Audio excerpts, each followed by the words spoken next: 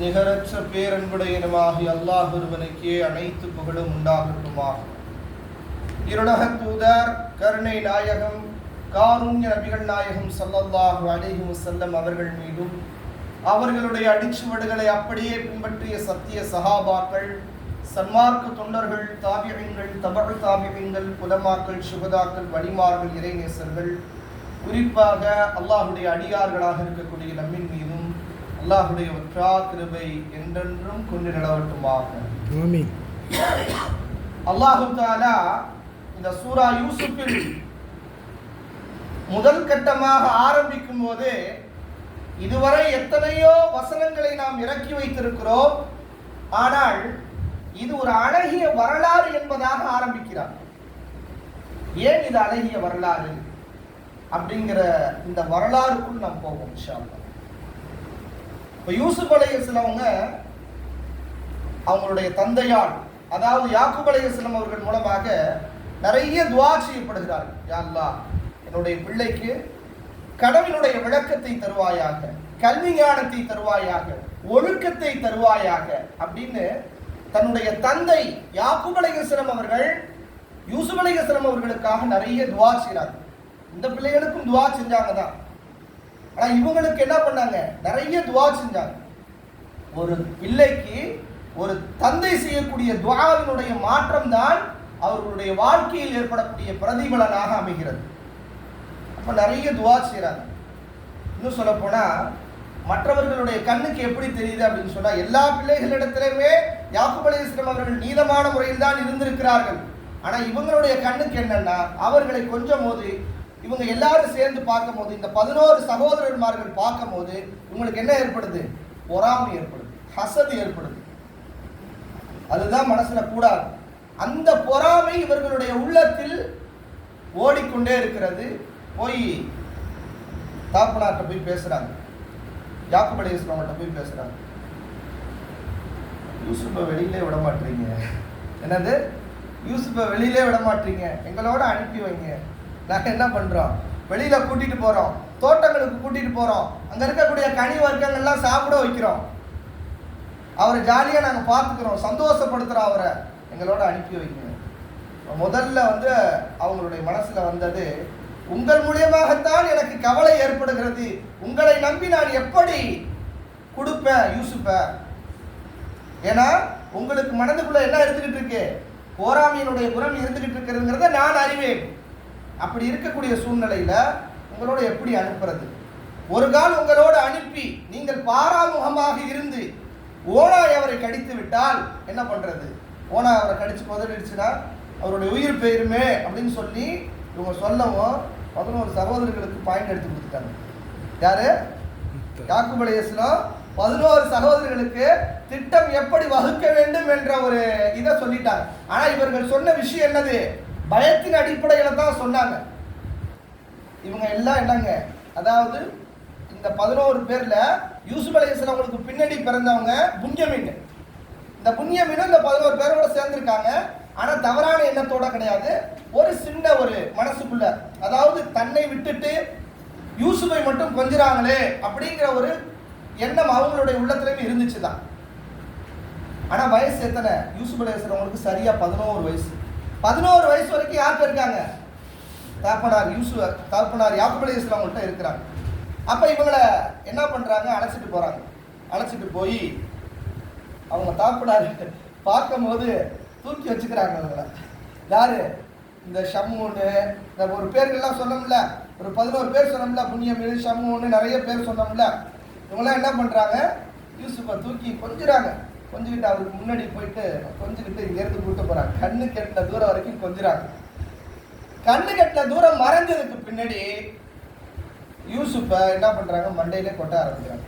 கொட்ட ஆரம்பிச்சுட்டு சட்டையை கட்ட ஆரம்பிச்சிட்டாங்க. யாருடைய சட்டையை? யூசுஃபுடைய சட்டையை கட்ட ஆரம்பிச்சுட்டு என்னது அப்படியே கீழே போட்டாங்க. அதான் கீழே போட்டாங்கன்னா கீழே இறக்கி விட்டாங்க. கீழே இறக்கி விட்டு அழைச்சிட்டு வந்து என்ன பண்றாங்க? அவங்களுக்குள்ள பேசுறாங்க, நம்ம என்ன பண்ணிடுவோம்? யூசுஃபை கொன்றுவோம். ஏன்னா யூசுப் இருக்கிற வரைக்கும் நம்ம என்னது, நம்ம மேல நம்முடைய தகப்பனார் பாசமா இருக்க மாட்டார். எனவே யூசுஃபை கொன்றுவோம் அப்படின்னு சொல்றாங்க. அப்போ புண்ணியமின் சொல்றாரு. அதாவது அல்லாஹ் குர்ஆன்ல வந்து மறைமுகமாக தான் சொல்றான், யாருடைய பேரையும் சொல்லலை. புண்ணியமின் தான் சொன்னார்னு சொல்லலை, புண்ணியமின் தான் அந்த இடத்துல சொல்றாரு. அதாவது கொஞ்சம் பாசம் அவருக்கு இருக்குது, அவர் கொன்றாதீங்க, அவர் என்ன பண்ணிடாதீங்க, கொன்றாதீங்க, யாராவது யாராவது எடுத்துட்டு போகட்டும் அப்படின்னு சொல்றாரு. அப்போ அந்த மஷூரா அந்த இடத்துல செய்யப்பட்டு அவர் என்ன பண்றது, சட்டையெல்லாம் கழட்டிட்டு என்ன பண்றாங்க, கிணற்றுக்குள்ள கீழே போறாங்க. கிணற்றுல இருந்து கீழே விழுகக்கூடிய தருணத்துல என்னது, ஜிப்ரீல் அலைஹிஸ்ஸலாம் அவர்களை பற்றி பெருமானார் ஸல்லல்லாஹு அலைஹி வஸல்லம் அவர்கள் சொன்னார்கள், 3 விடுத்தத்தில் ஜிப்ரீல் அலைஹிஸ்ஸலாம் அவர்கள் இந்த பூமிக்கு விரைந்து வந்தார்கள். இப்ராஹிம் அலைஹிஸ்ஸலாம் அவர்கள் நெருப்பு குண்டத்தில் வீசப்படும் போது அதை குளிராக மாற்ற வேண்டும் என்பதற்காக விரைந்து வந்தார்கள். யூசுப் அலைஹிஸ்ஸலாம் அவர்கள் கிணற்றுக்குள்ள போடும் போது அதனுடைய அடிவாரத்தில் பிடிப்பதற்காக என்னது, ஜிப்ரீல் அலைஹிஸ்ஸலாம் அவங்க விரைந்து வந்தாங்க. அப்புறம் இன்னொரு கட்டத்துல பெருமானார் ஸல்லல்லாஹு அலைஹி வஸல்லம் அவர்கள் என்னங்க, இதுல தாயிஃபுடைய நகரத்துல கல்லடி படும்போது ரத்தம் கீழே சொட்டிடக்கூடாதுங்கிறதுக்காக அவங்களுடைய ரத்தத்தை பிடிக்கிறதுக்காக ஜிப்ரீல் அலைஹிஸ்ஸலாம் அவர்கள் விரைந்து வந்தாங்க. விரைந்து வந்து என்ன பண்ணிட்டாங்க, யூசுப் அலைஹிஸ்ஸலாம் பிடிச்சிட்டாங்க, பிடிச்சி வச்சிருக்காங்க. அந்த தண்ணி எப்படிப்பட்ட தண்ணினா உப்பு கரிக்கக்கூடிய தண்ணி. அந்த கிணறு எப்படிப்பட்ட ஒரு கிணறு அப்படின்னு சொன்னா உப்பு கரிக்கக்கூடிய ஒரு கிணறு. அப்ப அந்த இடத்துல வந்து கிட்டத்தட்ட பாத்தீங்கன்னா அவங்க பிடிச்சி ஒரு ஓரமா வச்சிருக்காங்க, அதாவது கீழே வைக்காம அவங்களுடைய பாதுகாப்புல இருக்காங்க. இவங்களுக்கு என்னன்னா மேல இருந்து பார்க்கும் போது இவங்க வந்து என்ன இருக்காங்க, கீழே இருக்காங்க அப்படிங்கிறது மட்டும் தெரியுது, அவங்களுடைய அமைப்புல கீழே இருக்கிறது மட்டும் தெரியுது.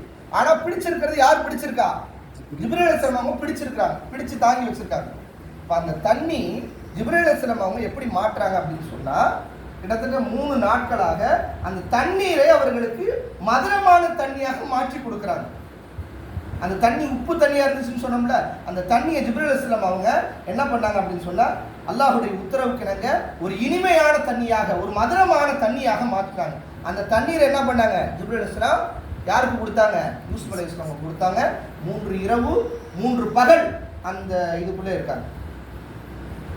இவங்க வந்து என்ன பண்றாங்க, வந்து பாக்குறாங்க, யார் இருக்கா, இருந்துகிட்டே இருக்காங்க. ஆனா எந்த விதமான சத்தமும் போடல, எந்த கூச்சலும் விடல. யாருடைய பாதுகாப்புல இவங்க இருக்கிறாங்க, ஜிப்ரீல் அலைஹிஸ்ஸலாமுடைய பாதுகாப்புல இருக்கிறாங்க. அதனால என்ன பண்ணல, எந்த கூச்சலும் போடல. இப்போ இதுக்கு இடையில ஒரு மிஸ்ர் தேசத்திற்கு போகக்கூடிய, இப்பதான் அந்த இது வருது பாருங்க, அதாவது ஹிஜ்ரத்தினுடைய பயணத்தை அவங்க மேற்கொண்டாங்கன்னு சொன்னல, அதுவும் ரசூல் ஸல்லல்லாஹு அலைஹி வஸல்லம் அவங்க ஹிஜ்ரத் போனதும் ஒன்றாக இருக்கு, ஒற்றுமையாக இருக்குன்னு சொன்னோம். அப்ப மிஸ்ர் தேசத்துக்கு போகக்கூடிய ஒரு கூட்டம், ஒரு பிரயாண கூட்டம் வருது, வந்து தண்ணீர் குடிப்பதற்காக அந்த கிணற்றை பார்க்குறாங்க. பார்த்துட்டு என்ன பண்றாங்க, ஒரு வாளியை விட்டு அழுறாங்க. அந்த வாளிக்குள்ள ஜிப்ரீல் அலைஹிஸ்ஸலாம் தூக்கி வைக்கிறாங்க, வச்சுட்டு அவங்க போயிடுறாங்க. இப்ப மேல வர்றாங்க. இப்ப மேல வந்தா என்னங்க, ஒரு அழகான உருவத்தோட யூசுப் அலைஹிஸ்ஸலாம் அவங்கள பார்த்தோன்னே அவங்களுக்கு அதிர்ச்சி ஆயிடுச்சு. ஒரு அழகான சிறுவன் நமக்கு மாட்டியிருக்கான், ஒரு அழகான சிறுவன் நம்மளுக்கு கிடைச்சிருக்கா அப்படின்னு சொல்லி என்ன பண்றாங்க, அந்த பிரயாணத்துல வந்தவங்களாம் பேசிக்கிறாங்க. அவங்கள வச்சுக்கிட்டு கொஞ்சம் தூரம் போனவுடனே அங்கேருந்து அவங்க வந்து பார்க்குறாங்க, எந்த சிறுவர்கள், அதாவது அந்த யூசுப் அலைஹிஸ்ஸலாமுடைய அதாவது சகோதரர்கள் வந்து பார்க்குறாங்க அந்த கிணற வந்து பார்த்தா கிணற்றுல யாரும் இல்லை, யூசுப் அலைஹிஸ்ஸலாம் இல்லை. அப்புறம் கொஞ்சம் தூரத்துல பார்த்தா அந்த பிரயாண கூட்டம் போயிட்டு இருக்கிறத பார்த்துட்டு வேகமா ஓடி போய் என்ன பண்றாங்க, அவங்கள பிடிச்சி நிப்பாட்டுறாங்க. ஒரு பெரிய அடிமை, என்னங்க இந்த யூசுப் இருக்கானே, இந்த யூசுப் பெரிய அடிமை, எங்கள்கிட்ட பெரிய அடிமையா இருந்தான், என்ன தப்பிச்சு வந்துட்டான் அவங்கள்ட்ட அப்படின்னு சொல்லி அவங்கள்ட்ட பேசுறாங்க. பேசி ஒரு சில காசு கொடுத்தா நம்ம விட்டுறோம் அப்படின்னு சொல்லி அல்லாஹ் குர்ஆன்ல சொல்றான், சொற்பமான ஒரு காசு, சொற்பமான ஒரு காசு, இல்லை சின்ன பிள்ளைங்க தானே, 20 திர்ஹம். வரலாற்று ஆசிரியர் பதிவு செய்றாங்க, வெறும் 20 திர்ஹத்துக்கு என்ன பண்றாங்க, 20 திர்ஹத்தை வாங்கிக்கிட்டு அல்லாஹ் குர்ஆன்ல சொல்றான், ஒரு சொற்பமான ஒரு காசுகளை வாங்கி கொண்டு, சொற்பமான திர்ஹங்களை வாங்கி கொண்டு யூசுஃபை விட்டுட்டாங்க, அடிமைன்னு சொல்லி வித்துட்டாங்க. இப்ப கையில யார் இருக்கா, இவங்க வாங்கினது யூசுஃபை எப்படி வாங்கியிருக்காங்க, ஒரு அடிமையா வாங்கியிருக்காங்க. எவ்வளவு கொடுத்து, 20 திர்ஹம் கொடுத்து வாங்கியிருக்காங்க. ஸோ இவங்க என்னங்க, ஒரு அடிமை பொருள், அதாவது அடிமை. இப்போ இந்த அடிமையை எடுத்துட்டு போயிட்டு எங்க கொண்டு போறாங்க, மிஸ்ர் தேசத்துக்கு கொண்டு போறாங்க. கொண்டு போய் இவரை நம்ம விற்போம், எவ்வளவு வருதோ லாபம், நம்ம 20க்கு வாங்கணும், எவ்வளவு வருதோ, ஒரு 100 வந்தாலும் சரி, 200 வந்தாலும் சரி, 300 வந்தாலும் சரி, எவ்வளவு வந்தாலும் விற்போம் அப்படின்னு சொல்லி மிஸ்ரினுடைய சந்தைக்கு கொண்டு போய் யூசுஃபை நிப்பாட்டுறாங்க. நிப்பாட்டா ஏலம் கேட்குறாங்க. அவங்களுக்கு 20, 50, 100, 200ன்னு போய்கிட்டே இருக்கு. கூடிக்கிட்டே இருக்குது. அவங்க அழகை பார்க்க, அவங்க கண்ணை பார்க்க, அவங்க உடலை பார்க்க, அவங்களுடைய உருவத்தை பார்க்க பார்க்க பார்க்க என்னது ரொம்ப அழகான சிறுவனா இருக்கிறானே, ரொம்ப அழகான சிறுவனா இருக்கான்னு சொல்லிட்டு என்னங்க எல்லாரும் போட்டி போட்டு ஏலம் கூடிக்கிட்டே இருக்குது. சந்தையில ஏலம் கூடிக்கிட்டே இருக்கு. எந்த அளவுக்கு ஆயிடுச்சு அப்படின்னு சொன்னா, அவங்களுடைய உடலுக்கு சரிசமமாக தங்கம் கொடுத்தா கூட அவரை வாங்க முடியல. அந்த அளவுக்கு சந்தையில எப்படி ஆகிட்டு இருக்காரு, கூடிக்கிட்டு இருக்கிறாரு, அவ்வளோ கூடுறாரு. இதை வாங்கிறதுக்கு அரச சபையிலிருந்து ஒரு மந்திரி இந்த சந்தைக்கு வர்றாரு. விஷயம் கேள்விப்பட்டு இப்படி ஒரு அடிமை வந்திருக்கானாமே, அந்த அடிமை என்னது எல்லாரும் போட்டி போடுறாங்களாமே, அது யாருன்னு பார்ப்போம், அதை நம்ம வாங்கணும்னு சொல்லி ஒரு அரச சபையிலேருந்து ஒரு மந்திரி வர்றாரு. மந்திரி வந்து என்ன பண்ணுறாரு, அந்த முழுமையான தொகையை கொடுத்து அவர்கிட்ட இருந்து என்ன பண்ணிடுறாரு, வாங்கிட்டு போயிடுறாரு. வாங்கிட்டு போனால் தன்னுடைய வீட்டில் கொண்டு போகிறார். கொண்டு போனால் அங்கே தான் யார் இருக்காங்க, ஜுலைஹா என்ற பெண்மணி இருக்காங்க. அதாவது அந்த மந்திரியுடைய மனைவி தான் யாருங்க, ஜுலைஹா. அந்த ஜுலைஹா அவங்க கண்ணில் பட்டதுமே அவங்களுக்கு என்ன ஆயிடுச்சு அப்படின்னா அதிர்ச்சி ஆயிடுச்சு. அவங்க கிட்டத்தட்ட எந்த அளவுக்குன்னு சொன்னால் வரலாற்று ஆசிரியர் பதிவு செய்கிறாங்க, முதல் தடவையில் பார்க்கும் போது அவங்களுடைய அழகுல மெய்மறந்து அப்படியே நின்றுறாங்க. யார் எதுவுமே பேசவே இல்லையா, அவங்க பார்த்ததுமே என்ன பண்ணிட்டாங்களா, மெய் மறந்து அப்படியே நிற்கிறாங்க. நம்மளுடைய தேவைகளுக்காக பயன்படுத்திக்குவோம், ஒரு அடிமை அப்படின்னு சொல்லி என்ன பண்ணுறாங்க, திரும்பி சொல்கிறாங்க. இதுக்கிடையில் அவங்களுடைய இது இடத்துல தான் யார் இருக்கா, யூசுப் அலைஹிஸ்ஸலாம் இருக்காங்க. இப்படியாக போயிட்டு இருக்கும் போது ஒரு நாள் அவர்கள் மீது ஒரு ஆசை வருது. இந்த பெண்மணிக்கு, ஜுலைஹா என்ற பெண்மணிக்கு ஒரு ஆசை வருது. எப்படியாவது யூசுஃபை நம்ம அடைந்து விட வேண்டும். ஏன்னா அவருடைய அதாவது அழகு எவ்வளவு அழகா இருக்கிறார், அவருடைய அழகை எப்படியாவது அடைஞ்சிடணும், எப்படியாவது அவரோட நம்ம உறவு கொண்டிருந்தோம் சொல்லி ஒரு தனிமையான சந்தர்ப்பத்தை தேடுறாங்க. அந்த ஜுலைஹாங்கிற பெண்மணி கிடைக்கவே இல்லை. ஒரு நாள் ஒரு அறையில போகும்போது அந்த அறையை என்ன பண்ணிடுறாங்க, அந்த அறையை போய் பூட்டிடுறாங்க. பூட்டிட்டு இவங்களை போயிட்டு கிட்டக்க போகும்போதுமே அவுது பில்லாஹி மினஷ் ஷைத்தானிர் ரஜீம், விரட்டப்பட்ட ஷைத்தானிடமிருந்து நான் பாதுகாப்பு தர்றேன், நான் அல்லாஹ்வை அஞ்சி கொள்றேன்னு ஓடுறாங்க. அப்படி ஓடும் போது என்ன பண்றாங்க, இவங்க போய் பின்னாடி போய் சட்டையை பிடிக்கிறாங்க. சட்டையை பிடிச்சி அந்த சட்டை என்ன ஆயிடுது, கிழிஞ்சிருது. யூசுப் அலைஹிஸ்ஸலாம் கிழிஞ்சிருது. பாருங்க, ஒரு ஆணை ஒரு பெண் விரட்டி அந்த ஆணுடைய சட்டை கிழியக்கூடிய அளவுக்கு ஒரு ஆண் ஓடுறாங்கன்னா இப்ப சொல்லுங்க, இது அழகிய வரலாறா, எப்படிப்பட்ட வரலாறு? இப்போ ஓடுறாங்க. ஓடுனா கணவனுடைய முகப்புல போய் நிக்கிறாங்க. கதவு திறக்கப்படுது, கணவர் நிக்கிறார். பார்த்தோன்னே என்ன ஆயிடுச்சு, இந்த அம்மாவுக்கு, ஜுலைஹா என்ற பெண்மணிக்கு அதிர்ச்சி ஆயிடுது. உடனே பெண்களுக்கு உண்டான அந்த புத்தியோட என்ன பண்ணிடுறாங்க, என்ன தவறான முறையில இவர் என்ன பண்றாரு, என்னை பிடிச்சி பலவங்கப்படுத்துறாரு, என்னிடத்தை தவறான முறையில உறவு கொள்றதுக்கு என்ன கட்டாயப்படுத்திட்டாருன்னு சொல்லி வார்த்தைகளை மாத்துறாங்க. அதுவும் திருக்குறான்ல வருது. அப்ப இவங்களுக்கு புரியல, இந்த மந்திரிக்கு புரியல, இப்படியே தகைச்சு போய் நிற்கிறாங்க. இதுக்கடையில பணியார் கூட இருந்தாங்கல்ல, அவங்கள கூப்பிட்டு இதுக்கு என்ன பண்ணலாம், இப்படிப்பட்ட ஒரு சூழ்நிலை நடந்திருக்குது அப்படின்னு பார்க்கும்போது முதல்ல நன்றாக கவனிக்கணும். இவங்களுடைய பின் சட்டை கிழியப்பட்டிருக்கு. அந்த சட்டையை பார்க்குறாங்க, பின்னாடியில கிழிஞ்சிருக்கு. அதாவது இவங்க இவங்களை விரட்டி இருந்தா என்னங்க, முன்னாடி சட்டை கிழிஞ்சிருக்கணும். ஆனா இவங்க முன்னாடி போகும்போது இவங்க பின்னாடி இருந்ததுனால, இவங்க துரத்துனதுனால தான் அந்த பின் சட்டை கிழிஞ்சிருக்குது. அப்ப முன்பக்கமாக கிழிந்திருந்தால் யார் தவறு செஞ்சவங்க, அதாவது யூசுப் தவறு செஞ்சிருக்காருன்னு சொல்லலாம். ஆனா சட்டை பின்பக்கமாக கிழிஞ்சிருக்குது. இவங்க ஓடும் போது இவங்க துரத்தி இருக்காங்க, பின்னாடி துரத்துனதன் காரணமாக சட்டை பின்புறமாக கிழிக்கப்பட்டிருக்கிறது. எனவே உங்களுடைய மனைவிதான் தவறானவள் அப்படின்னு சொல்லி அந்த இடத்துல பேசப்படுது. அப்ப இதுக்கிடையில இதை எப்படியாவது மறைச்சிடணும். ஏன்னா அசிங்கம் பண்ணது, தவறு பண்ணது யாரு, தன்னுடைய மனைவின்னு சொல்லி யூசுப் அந்த இடத்துல இருந்து நகர்த்தி விட்டுட்டு யூசுப்பை எப்படியாவது பாராமுகமாக ஆக்கணும், யூசுப்பை எப்படியாவது என்ன பண்ணணும், யாரு கண்ணையும் படாத அளவுக்கு நம்ம எதையாவது பண்ணணும்னு சொல்லி அவருக்கு ஒரு தண்டனையாக என்னங்க ஒரு விஷயம் கிடைக்கப்படுது. அதுக்கு முன்னாடி இந்த மாதிரி ஒரு பிரச்சனை ஏற்பட்டதுக்கு பின்னாடி அல்லாஹ்விடத்துல துஆ செய்றாங்க, யா அல்லாஹ், இது போன்ற அல்லாஹ்வுக்கு அஞ்சி நான் நடக்கிறேன், இது போன்ற சந்தர்ப்ப சூழ்நிலைகளை எனக்கு உருவாக்கி கொடுக்காதே, அப்படி நீ உருவாக்கி கொடுப்பதை விட, ஷைத்தானுடைய தீண்டுதலை விட நான் சிறையில் இருப்பதே மேல் அப்படின்னு சொல்லி அல்லாஹ்விடத்துல துஆ கேட்கிறாங்க. எப்படி இந்த மாதிரி இது அதாவது தவறான விஷயத்துல ஈடுபடுறதை விட நான் சிறையில் இருக்கிறதே மேலன்னு சொல்லி துவா கேட்கிறாங்க. அல்லாஹ் அவங்களுடைய துவாவை கபூல் செஞ்சா இவங்களுடைய எண்ணமும் ஓட்டமும் எப்படி இருந்துச்சு, இவங்களை ஒரு பாராமுகமாக்கி எங்கேயாவது கொண்டு போகணும். அப்ப சிறையில் அடைச்சாங்க.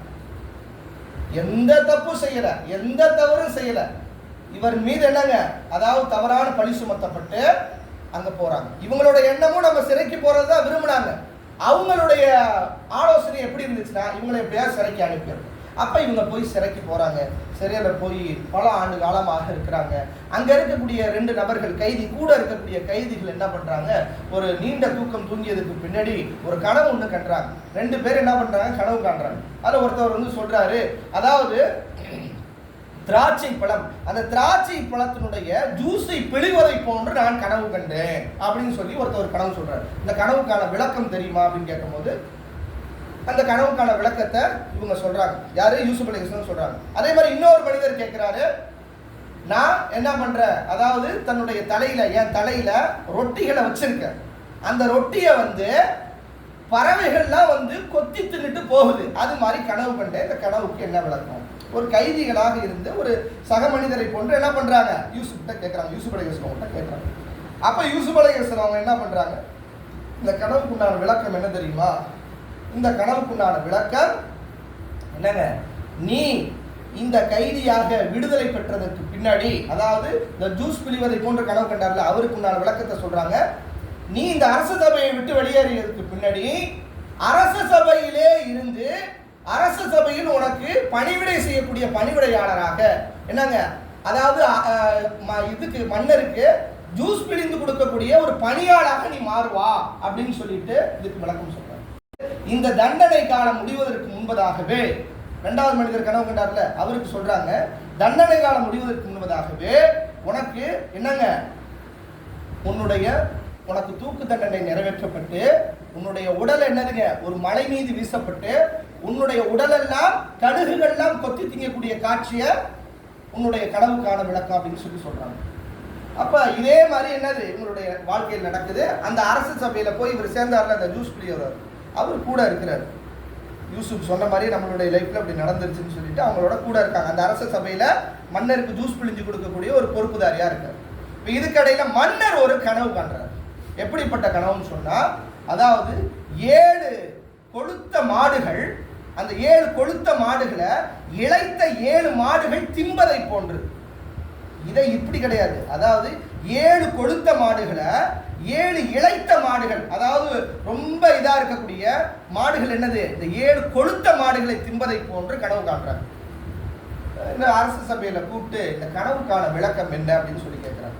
அப்ப யாருக்குமே தெரியல. இது வந்து என்னது, சாப்பிட்டுட்டு நீங்க அஜீரண கோளாறாக இருந்திருப்பீர்கள், அதன் காரணமாக உங்களுக்கு இந்த மாதிரி ஒரு கனவு ஏற்பட்டிருக்குன்னு சொல்லிட்டு மந்திரி சபையில பேசுறாங்க.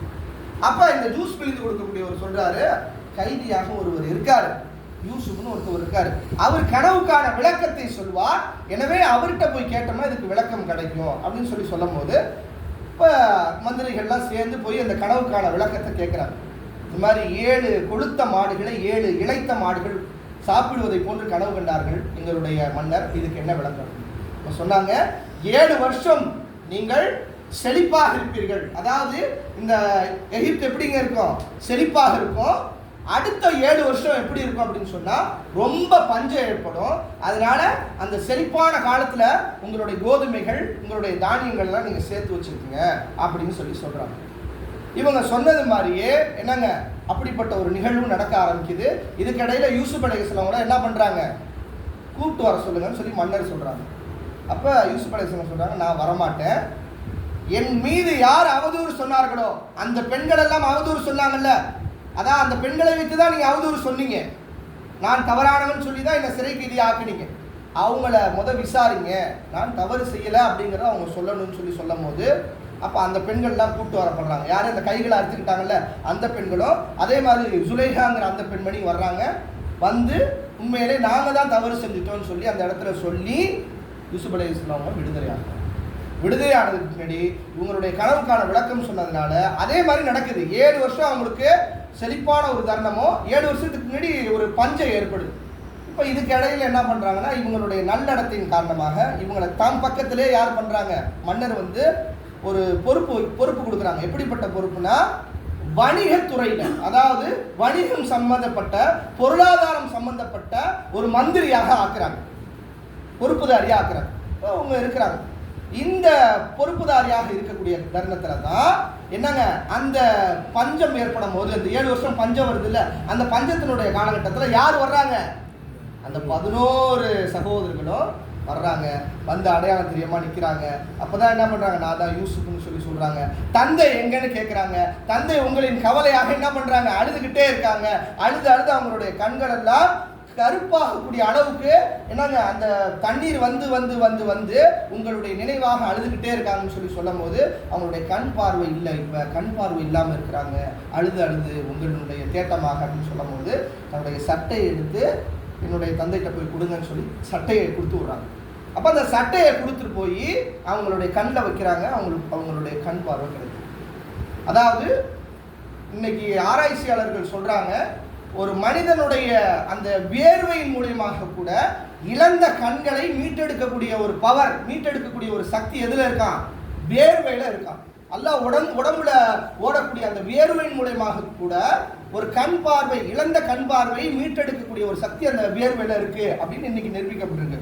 ஆனா 1000 வருடத்துக்கு முன்பதாகவே யாக்கூப் அலைஹிஸ்ஸலாம் அவங்களுக்கு அந்த துணியை கொடுத்து விட்டு அவங்களுக்கு கண் பார்வை அல்லாஹ் தஆலா கொடுத்தான். இது நபி யூசுப் அலைஹிஸ்ஸலாம் அவர்களுடைய வரலாறு, ஒரு சுருக்கமான ஒரு வரலாறு. ஆக இதைத்தான் அல்லாஹ் தஆலா எப்படி சொல்றான்? இவ்வளவுலாம் கஷ்டப்பட்டு இவ்வளவுலாம் இதுபட்டு என்ன பண்ணாங்க? யூசுப் அலைஹிஸ்ஸலாம் தங்களுடைய வாழ்க்கையை வாழ்ந்தாங்க. அதுக்கடுத்து கடைசி காலகட்டத்தில் அவங்கள மிகப்பெரிய ஒரு இளவரசராக ஆக்கி அல்லாஹ் தஆலா அவர்களை உயர்ந்த தரஜாவில் அல்லாஹ் தஆலா வச்சான்.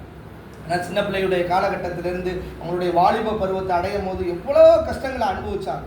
அப்ப இந்த கஷ்டம் தான் நபியே, இவர்கள் என்னென்னலாம் கஷ்டப்படுறீங்களோ, என்னென்னலாம் கஷ்டப்பட்டாங்களோ அந்த கஷ்டத்தினுடைய 5 விஷயங்கள் உங்களுடைய வாழ்க்கையிலும் ஒற்றுமையாக ஆகும். அதுதான் நம்ம நேற்று சொன்ன அந்த விஷயம். ஆக கண்ணியத்திற்குரியவர்களே, அல்லாஹ் தஆலா இந்த அஹ்ஸனுல் கஸஸ் என்று சொல்லக்கூடிய அழகிய வரலாறை நம்முடைய வாழ்க்கையிலேயும் அல்லாஹ் தஆலா படிப்பினையாக ஆக்கி வைப்பானாக. வாஹிர் தஅவானா அல்ஹம்துலில்லாஹி ரப்பில் ஆலமீன். அஸ்ஸலாமு அலைக்கும் வரஹ்மத்துல்லாஹி தஆலா வபரகாத்துஹு.